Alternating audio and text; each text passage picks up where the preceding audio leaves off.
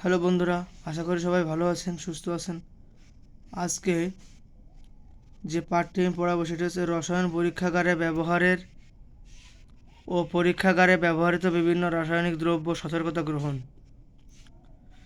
প্রথমে যে বিষয়টি আমরা জানতে হবে, গবেষণাগার কাকে বলে। তবে রসায়ন গবেষণাগার কাকে বলে, গবেষণাগারে ব্যবহৃত পোশাক কী কী।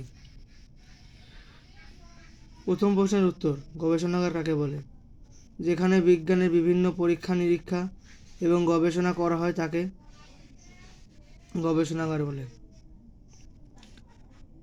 দ্বিতীয় প্রশ্ন, রসায়ন গবেষণাগার কাকে বলে?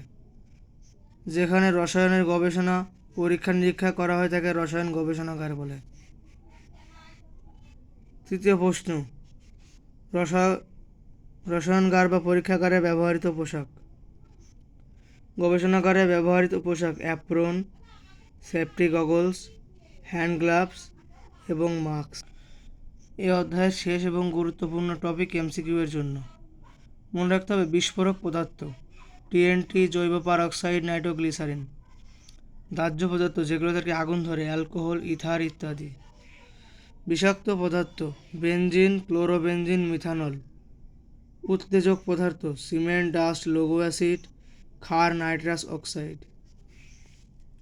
স্বাস্থ্য ঝুঁকিপূর্ণ পদার্থ বেনজিন, টলুইন, জাইলিন। তেজস্ক্রিয় পদার্থ ইউরেনিয়াম, রেডিয়াম।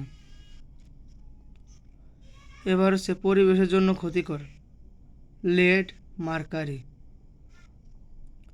ক্ষত সৃষ্টিকারী অর্থাৎ যেগুলো আমাদের দেহে লাগলে ক্ষত সৃষ্টি করতে পারে hydrochloric acid, sulphuric acid, sodium hydroxide.